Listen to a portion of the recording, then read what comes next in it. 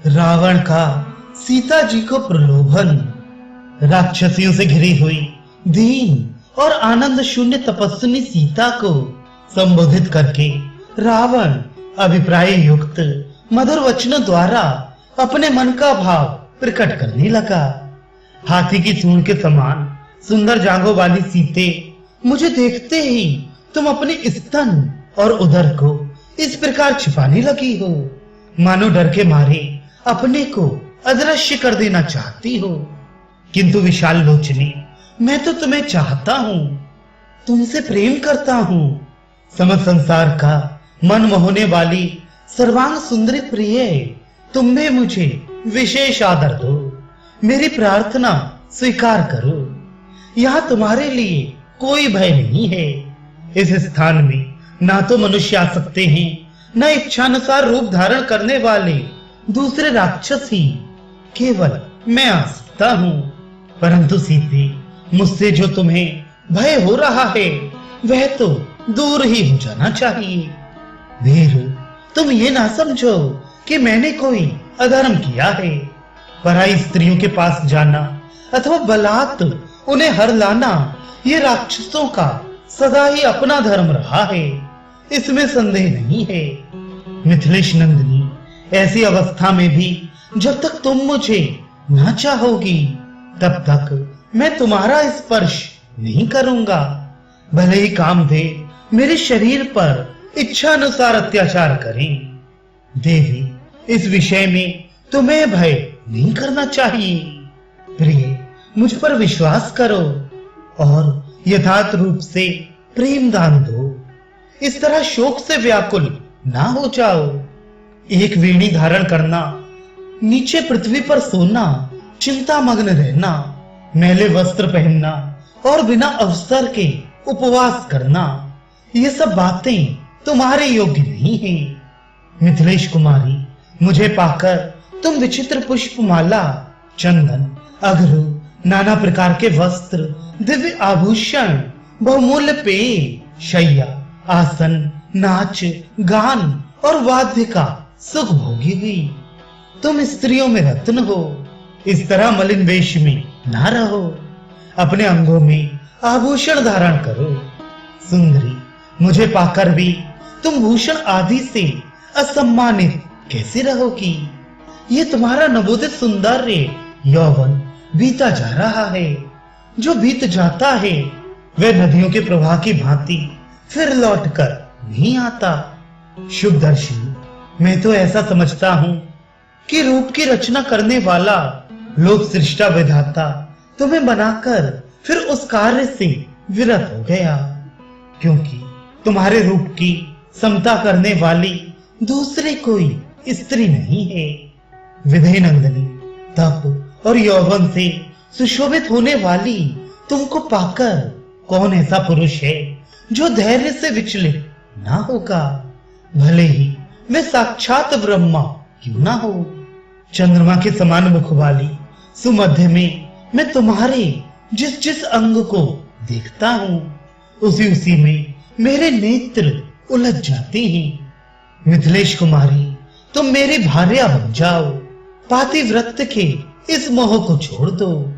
मेरे यहाँ बहुत सी सुंदरी रानियां हैं, तुम उन सब में श्रेष्ठ पटरानी बनो।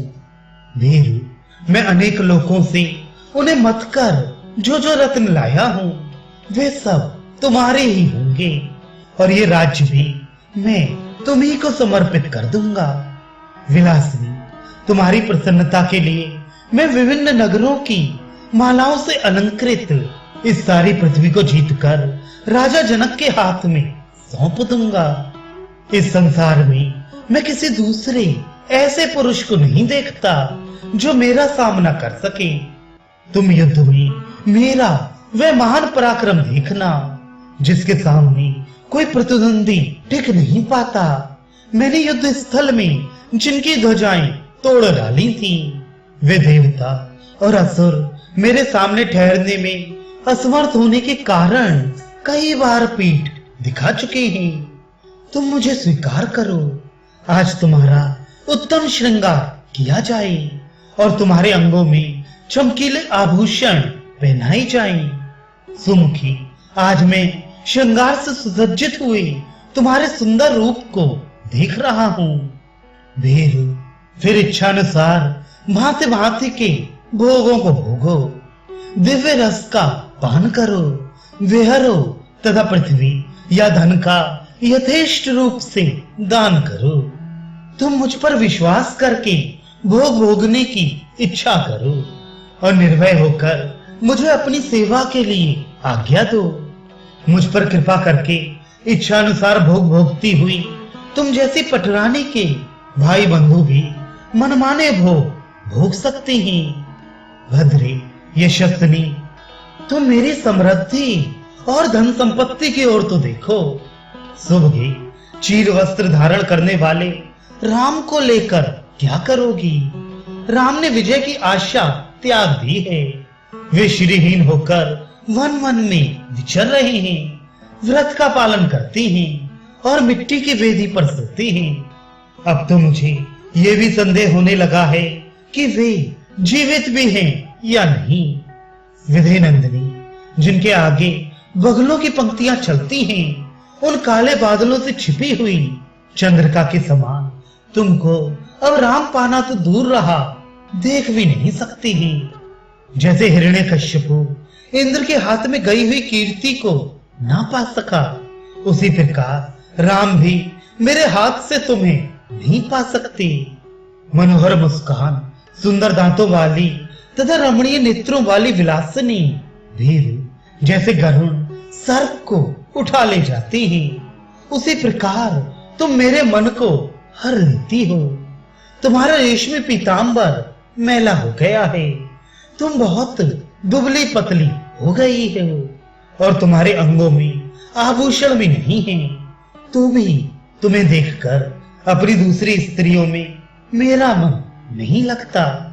जनक नंदिनी, मेरे अंतःपुर में निवास करने वाली जितनी भी सर्वगुण संपन्न रानियां हैं, उन सबकी तुम स्वामिनी बन जाओ। काले केशों वाली सुंदरी जैसे अप्सराएं लक्ष्मी की सेवा करती हैं, उसी प्रकार त्रिभुवन की श्रेष्ठ सुंदरियां यहाँ तुम्हारी परिचर्या करेंगी। सुब्रू, सुश्रोणी, कुबेर के यहाँ जितने भी अच्छे रत्न और धन हैं, उन सबका तथा संपूर्ण लोकों का तुम मेरे साथ सुखपूर्वक उपभोग करो।